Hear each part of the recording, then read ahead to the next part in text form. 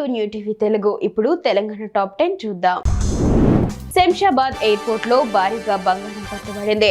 DRI అధికారులు 1798 గ్రాముల 24 carrot బంగారం, 5 గోల్డ్ బార్లు, 2 కట్ పీసులు స్వాధీనం చేసుకున్నారు. వీటి విలువ సుమారు 2.37 కోట్ల రూపాయలు. కువైట్ నుండి షార్జా మీదుగా ఎయిర్ అరేబియా విమానంలో వచ్చిన వ్యక్తి లగేజీలో బంగారం దాచి స్మగ్లింగ్ చేయడానికి ప్రయత్నించాడు. అధికారులు సకాలంలో గుర్తించి బంగారం స్వాధీనం చేసుకుని దర్యాప్తు చేస్తున్నారు. మేడ్చల్ జిల్లా కీసరా పోలీస్ స్టేషన్ పరిధిలోని రాంపల్లి వద్ద రాత్రిపూట దుండగులు హనుమాన్ విగ్రహాన్ని ధ్వంసం చేశారు. విగ్రహం ఎడమ చేయితో పాటు గది కూడా ధ్వంసమైంది. ఈ ఘటనపై కీసరా పోలీసులు దర్యాప్తు ప్రారంభించారు. సంఘటనా స్థలంలోని సీసీ ఫుటేజీలను పరిశీలిస్తున్నారు. స్థానికుల కథనం ప్రకారం గుర్తు తెలియని వ్యక్తులు ఈ దుశ్చర్యకు పాల్పడ్డారు. తెలంగాణ రాష్ట్రంలోని బీసీ సంక్షేమ సంఘం ఈ నెల 18వ తేదీన తలపెట్టిన బీసీ బంద్ ను విజయవంతం చేయాలని సుల్తానాబాద్ పట్టణంలోని వర్తక వాణిజ్య వ్యాపారాలను కోరింది. సుల్తానాబాద్ పట్టణంలోని కూరగాయల మార్కెట్లో ప్రతి వ్యాపారిని కలిసి బీసీ బంద్ కు మద్దతు తెలపాలని సంఘం నాయకులు విజ్ఞప్తి చేశారు. ఈ బంద్ ద్వారా బీసీల సంక్షేమానికి సంబంధించిన డిమాండ్లను ప్రభుత్వం దృష్టికి తీసుకురావాలని సంఘం లక్ష్యంగా పెట్టుకుంది. సైబరాబాద్ కమిషనరేట్ పరిధిలోని వివిధ పోలీస్ స్టేషన్లలో దొంగిలించబడిన సుమారు 3.20 కోట్ల రూపాయల విలువైన 1061 సెల్ ఫోన్లను సైబరాబాద్ క్రైమ్స్ డీసీపీ ముత్యం రెడ్డి బాధితులకు అప్పగించారు.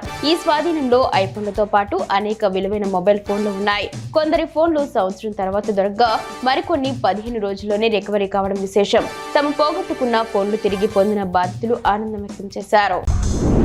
మహబూబాబాద్ జిల్లాలోని ప్రభుత్వ పాఠశాలలో సైబర్ నేరాలు, ఇన్స్టాగ్రామ్, ఫేస్బుక్ ఫేక్ లింకులపై మహబూబాబాద్ టౌన్ పోలీసులు అవగాహన కల్పిస్తున్నారు.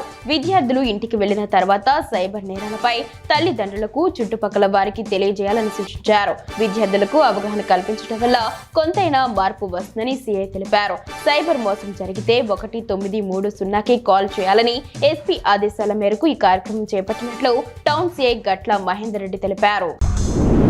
ఉమ్మడి కరీంనగర్ జిల్లా కేంద్రంలో దళిత జేఏసీ ఆధ్వర్యంలో supreme court chief justice BR Gavai పై జరిగిన దాడికి వ్యతిరేకంగా నిరసన కార్యక్రమం జరిగింది. సీనియర్ అడ్వకేట్ కొరివి వేణుగోపాల్ నాయకత్వంలో జరిగిన ఈ కార్యక్రమంలో పెద్దపల్లి జిల్లా మంత్రి నుండి బహుజన సేన రాష్ట్ర ఉపాధ్యక్షుడు తగరం శంకర్లాల్ పాల్గొన్నారు. వేణుగోపాల్ పిలుపు మేరకు ఉమ్మడి జిల్లాలోని వివిధ మండలాల నుండి దళిత సంఘాల జేఏసీ నాయకులు పెద్ద ఎత్తున తరలివచ్చి ఈ కార్యక్రమానికి మద్దతు తెలిపారు. కొండగట్టు శ్రీ ఆంజనేయ స్వామి కొండపైకి వెళ్లే మెట్ల దారి పిచ్చి మొక్కలతో నిండిపోయింది. హనుమాన్ జయంతి వంటి ప్రత్యేక సందర్భాల్లో మాత్రమే నిర్వహణ ఉంటుందని, ఆ తర్వాత మెట్ల మార్గాన్ని సరిగ్గా పట్టించుకోవడం లేదని స్థానిక భక్తులు ఆరోపిస్తున్నారు. మెట్ల మార్గం వెంట పర్యాటక అనుభవాన్ని మెరుగుపరచడానికి తగిన నిర్వహణ చర్యలు తీసుకోవాలని వారు కోరుతున్నారు. ఈ సమస్య మల్యాల మండలం ముత్యంపేట గ్రామంలోని కొండగట్టులో నెలకొంది. ఖమ్మం వ్యవసాయ మార్కెట్లో ఏసీ మిర్చి క్వింటాకు 14,900 రూపాయలు, నాన్ ఏసీ మిర్చి ధర క్వింటాకు 8,000 రూపాయలు, కొత్త పత్తి క్వింటాకు 7,000 రూపాయల ధర పలికింది. మార్కెట్ శాఖ అధికారులు తెలిపిన వివరాల ప్రకారం నిన్నటితో పోలిస్తే ఏసీ మిర్చి ధర 200 రూపాయలు, నాన్ ఏసీ మిర్చి ధర 100 రూపాయలు, పత్తి ధర 100 రూపాయల చొప్పున తగ్గినట్లు పేర్కొన్నారు. ఈ ధరల తగ్గుదల రైతులపై ప్రభావం చూపనుంది. వనపర్తి జిల్లా కేంద్రంలో పెబ్బేరు రోడ్లో అవసరం లేని చోట కల్వర్టు నిర్మాణం చేపట్టారని బీజేపీ నాయకుడు న్యాయవాది మున్నూరు రవీందర్ ఆరోపించారు. మర్రికుంట చెరువును సందర్శించి పరిశీలించిన ఆయన ఫ్లాట్ల మధ్యలో కాల్వ తవ్వి మర్రికుంట అలుగు నీటిని మళ్లించిన అధికారులు పట్టించుకోవడం లేదని విమర్శించారు. గతంలో అలుగుకు 3 తూములు ఉండేవని, ప్రస్తుతం వాటి అవసరం లేదని ఆయన పేర్కొన్నారు. హుస్నాబాద్ నియోజకవర్గం ఎల్కతుర్తి మండల కేంద్రంలో రాత్రి వేళల్లో అనుమతులు లేకుండా చెరువులు, కుంటల నుండి జేసీబీ లారీలతో మొరం తరలిస్తున్నారని స్థానికులు ఆరోపిస్తున్నారు. ఖాళీ ప్లాట్లలో మొరం నిల్వ చేసి ఒక్కో ట్రాక్టర్కు 1000 నుంచి 1,500 రూపాయలు వసూలు చేస్తున్నారని, 165 జాతీయ రహదారి పనుల్లోనూ అక్రమ రవాణా జరుగుతుందని గుసగుసలు వినిపిస్తున్నాయి. ఈ అక్రమ వ్యాపారాన్ని అరికట్టాలని ప్రజలు అధికారులను కోరుతున్నారు.